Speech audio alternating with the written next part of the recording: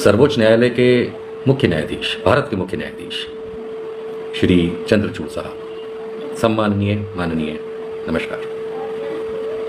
Sir, आज दो तीन बातें दिमाग में उठ रही हैं, और वो भी खास करके इसलिए क्योंकि हाल के समय में आपके रिटायरमेंट से पहले आप समाचार में काफ़ी ज़्यादा आने लगे हैं।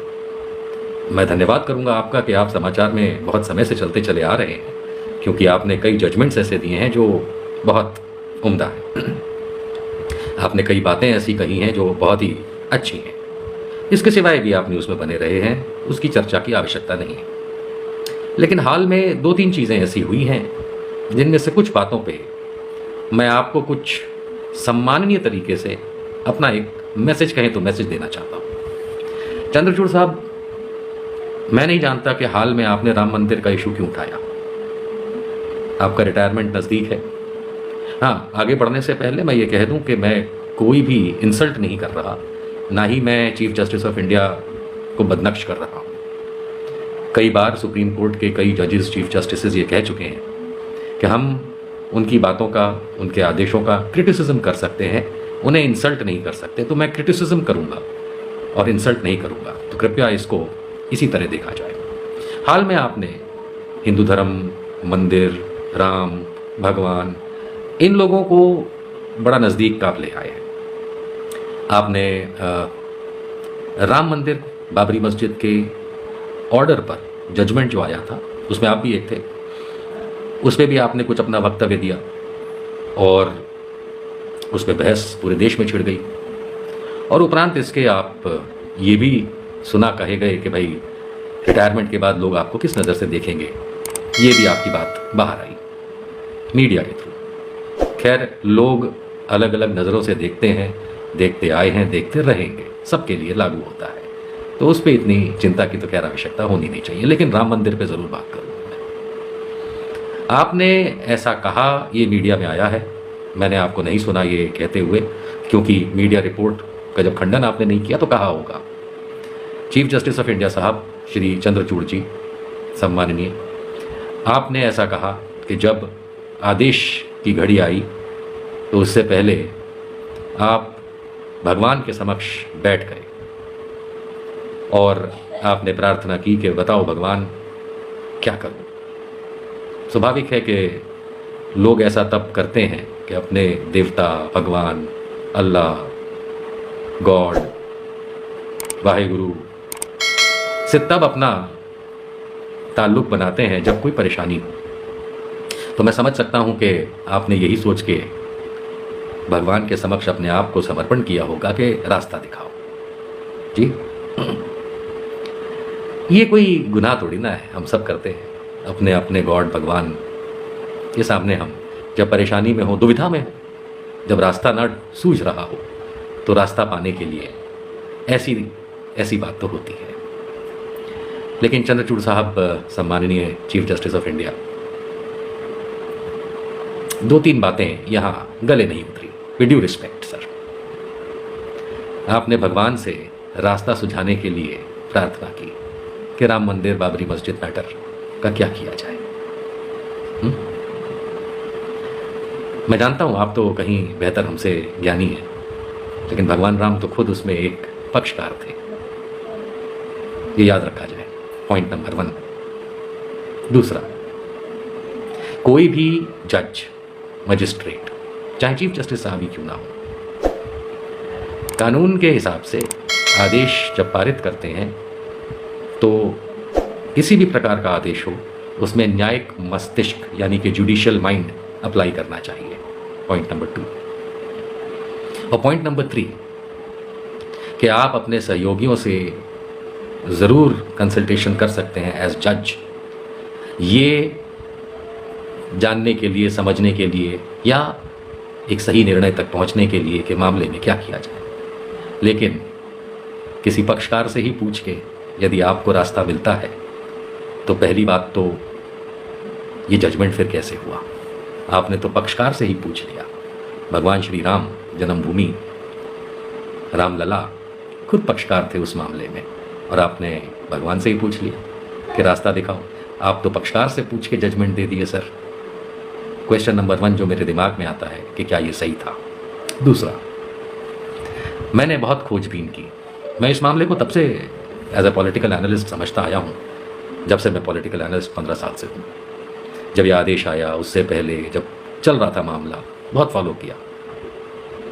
एक जानकारी जो इस वीडियो को बनाने से पहले मैंने रिकन्फर्म की, और वो ये है कि तत्कालीन chief justice of India Shri Ranjan Gogoi साहब, आप और अन्य जो पूरा पैनल था 5 महानुभाव जस्टिसेस का सुप्रीम कोर्ट का, जिन्होंने अपना फाइनल आदेश सुनाया, उनमें से किसी ने भी, ना गोगोई साहब ने, ना आपने, ना किसी और अन्य ने उस ऑर्डर को, जजमेंट को साइन किया। किसी ने सिग्नेचर नहीं उस पर किए। हाँ, कुछ आपने ऑथर किया, यानी लिखा, ये टैली किया गया, और टैली करने से मालूम चला कि ये आपका प्रिंट स्टाइल है या जो भी है पोर्शन, कुछ अशोक जी जस्टिस साहब का, उनका, मतलब सबने अपना अपना पोर्शन उसमें ऑथर किया, और पढ़ के सिर्फ तत्कालीन चीफ जस्टिस रंजन गोगोई साहब ने सुनाया कोर्ट में। Correct sir? साइन किसी ने नहीं किया। और कई सारे सुप्रीम कोर्ट के जजमेंट हैं 2012, 2014, 2016 इत्यादि इत्यादि, जिसमें it has been held, it has been upheld, यानी कि मान्यता दी गई है कि अगर कोई ऑर्डर या जजमेंट साइन ना किया गया हो, जिसपे सील और सिग्नेचर ना हो, वो ऑर्डर नहीं, सिर्फ एक कागज़ है। ऑर्डर की मान्यता तो तभी होती है जब ऑर्डर के ऊपर जज और जजेस अगर हैं तो उनके सिग्नेचर्स हो और स्टैम्प हो, सील हो उस कोर्ट की।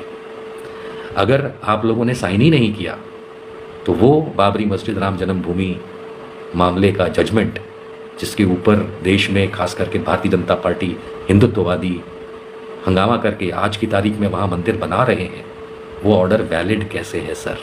हाथ जोड़ के पूछ रहा हूँ। वो वैलिड है ही नहीं, वो आदेश ही नहीं है, वो सिर्फ एक ड्राफ्ट है। ड्राफ्ट पे भी सिग्नेचर करते हैं लोग when they give it to the brother जज। आप लोगों में से तो किसी ने साइन तक नहीं किया सर।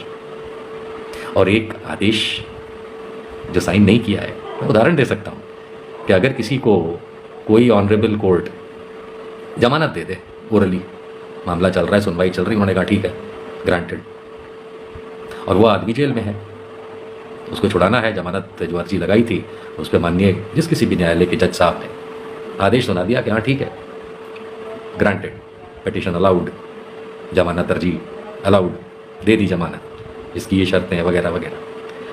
क्या इतने से जेलर साहब उसको जेल से छोड़ देंगे? नहीं, वो तो सर्टिफाइड कॉपी उन्हें चाहिए होगी कि भैया पूरा साइन स्टैम्प सर्टिफाइड कॉपी जो भी होता है प्रोसीजर, वो उनका वकील जेल में लेकर के जाएगा, प्रेजेंट करेगा, तब जाकर के। इसी तरीके से अन्य मामले हैं, चाहे सिविल मामले ही क्यों ना हो, कि अगर कोई न्यायालय हस्बैंड वाइफ के डिवोर्स केस में ओरली सुना दे कि ठीक है जाओ, एप्लीकेशन मंजूर हो, उस पर साइन स्टैम्प ना करे तो डिवोर्स हो गया, क्या डिक्री हो गई?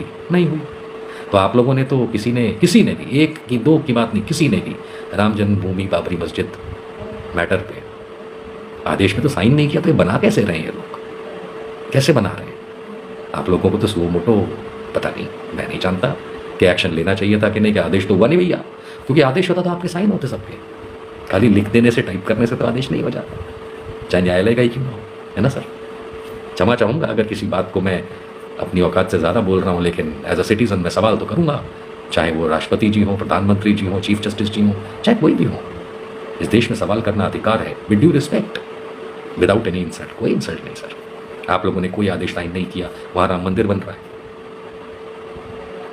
कैसे? और अब आप राम मंदिर के आदेश के लिए ये कहते हैं कि भगवान से पूछ करके आपने सहायता मिली, भगवान से, आपने तो पक्षकार को पूछ के कर लिया। कैसे हो सकता है? यहाँ तो नॉट बिफोर मी हो जाना चाहिए था। नॉट बिफोर मी समझते हैं, आम जनता के लिए कह रहा हूँ कि अगर किसी जज का किसी पक्षकार से कोई संबंध हो ना हो, या कभी पहले उसकी वकालत की हो, या किसी भी तरीके की कनेक्टिविटी होती है, तो जज साहब कह देते हैं नॉट बिफोर मी, मैं नहीं सुन सकता, आप किसी और जज के पास ले जाएं। आप तो पक्षकार से पूछ के जजमेंट दे रहे थे, क्योंकि मतलब एक तो चर्चा चल गई, फ़र्ज़ करते हैं कि चंद्रचूड़ साहब की जगह कोई खान साहब होते और मस्जिद जा कर के बैठ के अल्लाह से यही बात कहते कि मुझे रास्ता दिखाओ, अल्लाह कहता बाबरी मस्जिद बना दो दोबारा, तो क्या ये देश एक्सेप्ट करता? नहीं करता। तो फिर आपके भगवान के द्वारा दिखाए गए रास्ते जो खुद पक्षकार थे, और उस आदेश पे किसी के साइन तक नहीं है। मैं बहुत रिस्पेक्ट करता हूँ कोर्ट्स की सर, बहुत ज़्यादा, और इसीलिए ये सवाल कर रहा हूँ, और मैं सर आपसे ही कर रहा हूँ। इसके लिए क्षमा चाहूँगा अगर मैं कोई इंसल्ट नहीं कर रहा हूँ। मैं बहुत प्रेम से समझना चाहता हूँ सर कि आप लोग supreme court, chief justice of India, उस समय जस्टिस ऑफ द बेंच, आप लोग ऐसा अलाउ करेंगे अगर कोई दूसरा न्यायालय ऐसा करके दे दे? आप लोग तो हाईकोर्ट की झाड़ लगा देंगे अगर कोई ऑनरेबल हाईकोर्ट का जज या ऑनरेबल सेशंस जज या ऑनरेबल सीजेएम या कोई भी ऐसा आदेश पारित कर दे कि ड्राफ्ट की कॉपी निकाल दी और उसमें साइन ना करे। आप लोग हैं, साइटेशंस हैं जिसमें डांट पड़ी है। सर भविष्य में राम मंदिर रुक जाएगा क्योंकि आप लोगों का आदेश है ही नहीं। पर मैं आपसे बहुत सम्मानता से ये कह रहा हूँ, साइन करवा दीजिए सबके। समय बदलेगा, 100 साल, 50 साल, 80 साल केसेस चलते हैं, यही चला। क्या सोचा था, क्या पाया? क्योंकि कानूनन न्यायिक मस्तिष्क, जुडिशियल एप्लीकेशन ऑफ माइंड तो हुआ ही नहीं। आपने तो कहा भगवान से रास्ता मिला आपको। Your lordship's not acceptable, sir. Without any insult and due respect and without any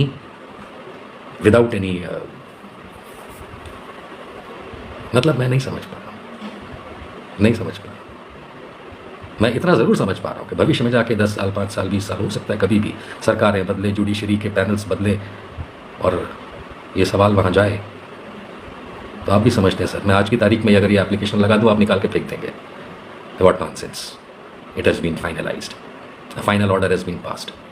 So I will have to wait for the bench to change and the judges to change and ask the verification whether this is an order, ये है भी order या नहीं। जय सिया राम।